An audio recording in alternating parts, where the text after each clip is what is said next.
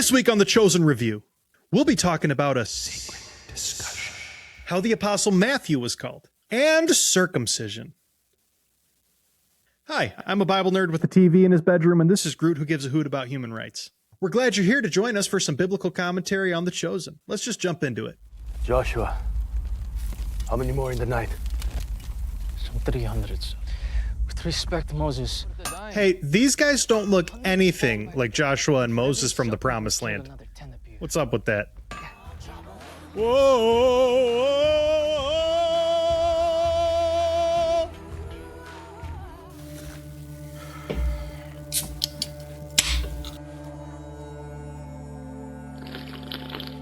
Praise Adonai, he is healthy and alive. What are you talking I about? received word from Jerusalem. Havela gave birth to a son. We'll have the rest of our things sent. No. My research here is not completed. We have to make it back in time for the bris. We have only 8 days, less than 8. Circumcision can be performed by any number of people, Zohara. Nico, All right, so Nicodemus' wife, whose name already escapes me because we don't like her that much, but we like Nicodemus, she said that he would be late to the bris. You might go, what is a bris? Well, a bris or a bris is not a word that they would have used back then. It's more of an Ashkenazi European pronunciation or shorthand for Brit Milah. Brit meaning covenant and Milah meaning circumcision. So this is a ceremony of a covenant circumcision. And if you know anything about the Jews, every little Jewish boy for the past 3, 4, 5, lots of thousand years has been circumcised on the 8th day. And this comes from God to Abraham. It was commanded to him and everyone in his household that anyone born in the household will be circumcised on the 8th day. And we see that Abraham's whole house is circumcised. And we see that the circumcision or the uncircumcised were used as euphemisms essentially for the Jews and the Gentiles. In addition, in Luke 2, we see that Jesus was circumcised on the 8th day, and John the Baptist was circumcised on the 8th day as well in Luke 1. Now, what this means in Second Temple Judaism, which is when this takes place, is that you are part of Abraham's covenant, part of that land promise, and that you are part of Israel, you're not a Gentile, and that you are physically marked as one of God's people. And in my opinion, the circumcision that God commanded physically was always to represent what was spiritually happening with your heart. You see, many times it talks about being circumcised of heart in the Bible. Now, that's something that you can't see. It's a spiritual principle. We even see in Colossians that Paul writes that in Christ we are circumcised with a circumcision made without human hands, the circumcision of Christ. And this goes back to Deuteronomy, where Moses tells the people to be circumcised in their heart, because the covenants, especially the new covenant, is spiritual, even if some aspects of them do play out physically. Anyway, the Brit Milah, big deal. She wants to get back for it. Totally makes sense. They would know the name leading up to the 8th day, but they would use it privately. And then on the 8th day after the circumcision, they would reveal it publicly and there'd be a celebration. It's a wonderful time for them. I don't tend to celebrate circumcisions very often. Let's hang out with TV Jesus. All right, so we are at this super important conversation that I've been really excited about because Nicodemus is one of my favorite people when he's on screen. And they're going to talk about some things that aren't in Scripture, but I know that they're going to hit a lot of these topics in John 3. So I'm going to read some of the phrases before they pop up in the show so that we can line them up with Scripture and see what fits, what doesn't, and then we'll compare and contrast at the end. John 3, now there was a man of the Pharisees named Nicodemus, a ruler of the Jews. This man came to Jesus by night and said to him, Rabbi, we know that you are a teacher come from God, for no one can do these signs that you do unless God is with him. I have never heard anyone tell a paralytic to get up and walk, much less it actually happened. So what is your conclusion? No one can do these signs you do without having God in him. Only someone who has come from God. Jesus answered him, Truly, truly, I say to you, unless one is born again, he cannot see the kingdom of God. Nicodemus said to him, How can a man be born when he is old? Can he enter a second time into his mother's womb and be born? What have you come here to show us? A kingdom. That is what our rulers are worried about. No. A sort of kingdom that a person cannot see unless he is born again. What is born again? I hope you don't mean return to the womb, because that would be a problem for me. My mother, may she rest in peace, is dead. Jesus answered, Truly, truly, I say to you, Unless one is born of water and the Spirit, he cannot enter the kingdom of God. That which is born of the flesh is flesh, and that which is born of the Spirit is spirit. Do not marvel that I said to you, you must be born again. The wind blows where it wishes, and you hear its sound, but you do not know where it comes from or where it goes. So it is with everyone who is born of the Spirit. Truly, I say to you, unless one is born of water and the Spirit, he cannot enter the kingdom of God. That which is born of the flesh is flesh, and that which is born of the Spirit is spirit. That part of you, that is what must be reborn to new life. Nicodemus said to him, "How can these things be?" Jesus answered him, "Are you the teacher of Israel, and yet you do not understand these things? Truly, truly, I say to you, we speak of what we know and bear witness to what we have seen, but you do not receive our testimony. If I have told you earthly things and you do not believe, how can you believe if I tell you heavenly things? No one has ascended into heaven except he who has descended from heaven, the Son of Man. And as Moses lifted up the serpent in the wilderness, so must the Son of Man be lifted up, that whoever believes in him may have eternal life." How can these things be? A teacher of Israel, and yet you do not understand these things, huh? I'm trying, Rabbi. I know. I know. Do you hear this?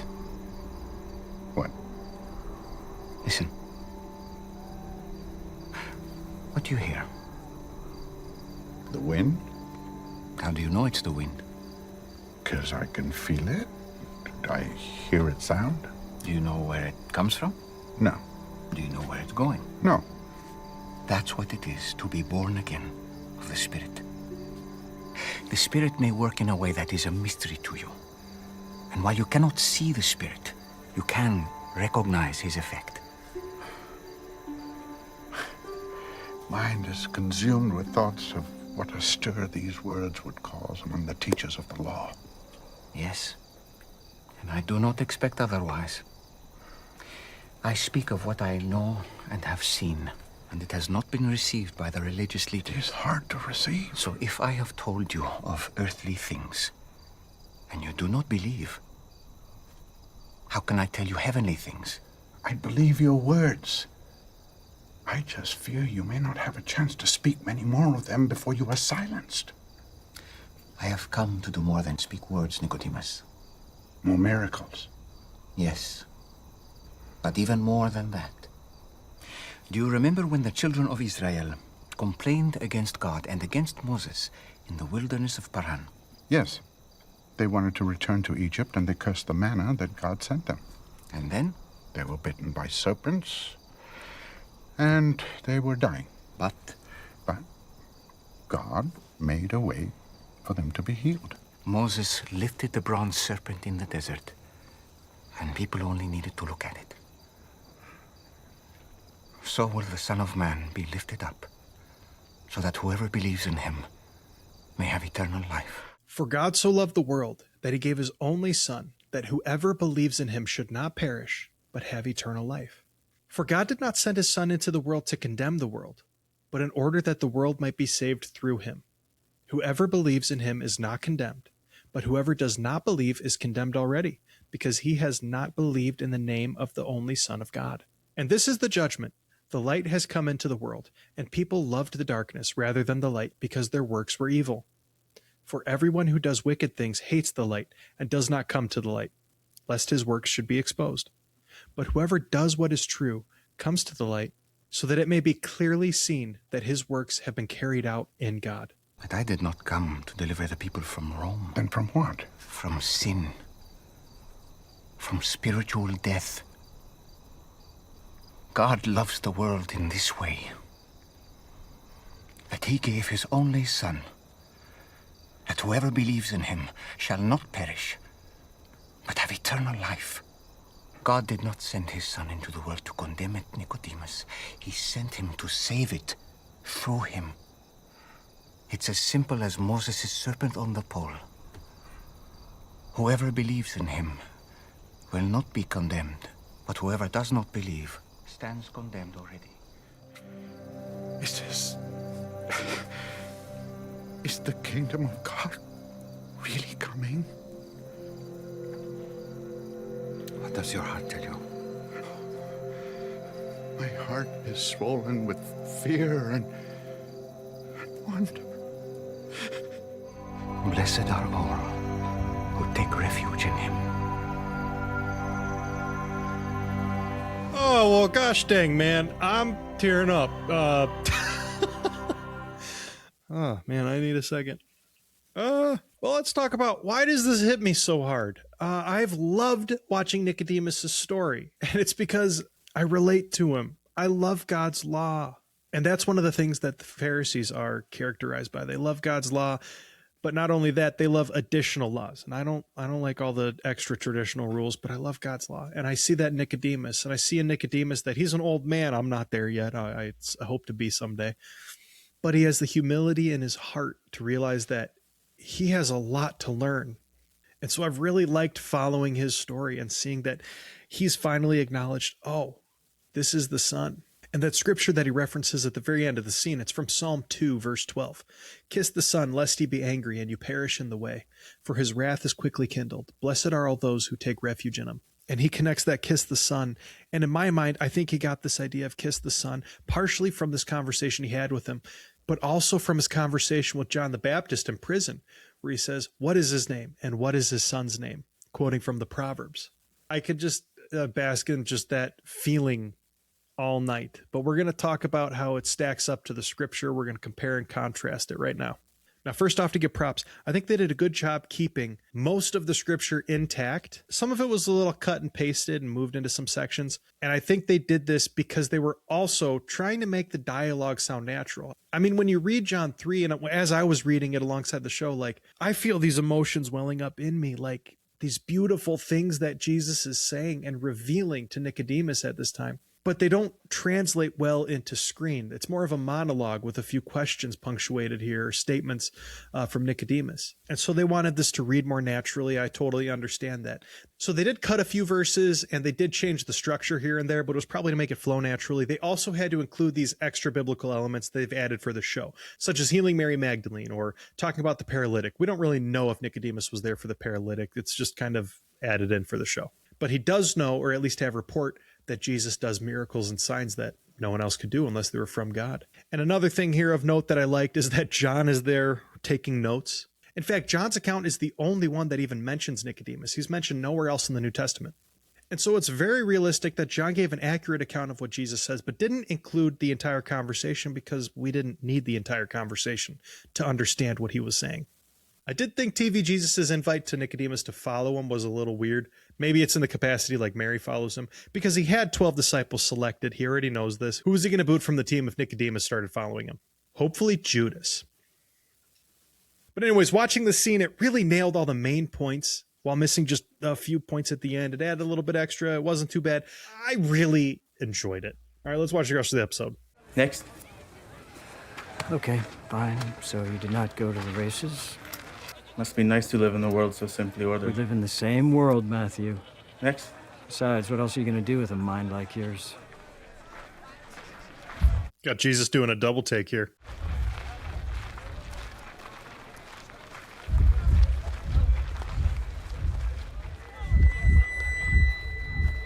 Matthew, son of Alphaeus.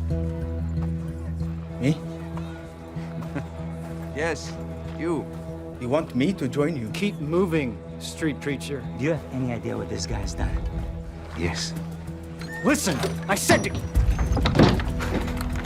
Where do you think you're going? Guys, let me go. No Jew lives as good as you.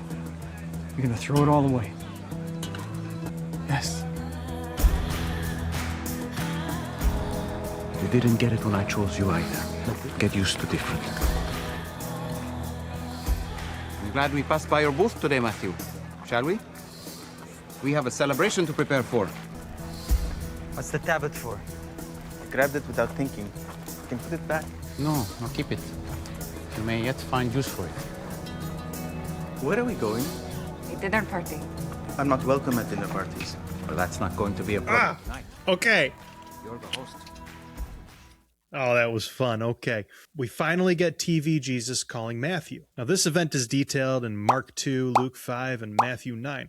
Although in two of the instances, he's called Levi, and then in Matthew, he's called Matthew. This isn't crazy by any means. I mean, we have Peter, who's also called Simon. Saul is called Paul. Having two names is very common in that age. And I think it's kind of cool that the book of Matthew is the book that uses the name Matthew, which I guess would make sense if that's how you're naming it.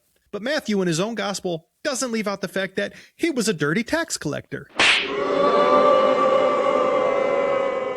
He was the guy that had turned his back on his people. And so realistically, in this journey that we see Matthew going on following TV Jesus, we're going to see him growing in the customs that Jesus is going to teach him and reconnecting with the important parts of his lineage. And right on cue, following the biblical timeline, because this event does happen after the healing of the paralytic, Matthew is going to throw a banquet for Jesus in his house, and it's going to be attended by tax collectors.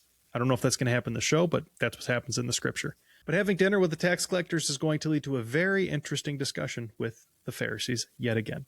But anyways, that was The Chosen Season 1, Episode 7, called Invitations. The first half of this episode, it was a lot of setup, but the second half of the episode had so much payoff. At the beginning, I'm like, I don't even know what I'm going to talk about. They're not even covering anything in the Bible right now. But then they got there, and I really think it was worth it. Quintus stands out in every scene he's in. He's just fantastic. And I know we see Nicodemus in the next episode, but we really only get him in the biblical narrative one more time before the death of Jesus. And then afterwards, he shows up briefly. So I'm bummed that our time with him is coming to a close for now, but I think they did a really good job making this character feel real and fleshed out and have motivations that make sense. And they gave a good backdrop to why they would be meeting in secret. I think the stuff with Matthew and Gaius is always fun. I remember it being really fun watching them become friends over the series, and even him giving subtle compliments while also not understanding him and not really wanting to understand him as a person. And then, of course, just seeing the scriptures play out and these conversations happen in a more natural way for at least a modern audiences to watch. I think it was really well done. I just really liked that scene with Nicodemus and Jesus, especially at the end where Nicodemus acknowledges that he is the Son from Psalm 2. Oh, and something I completely forgot. When Matthew walked out of the booth and he carried his tablet, just cute. It was just a cute moment. I like that he has the tablet. You might need that for something else.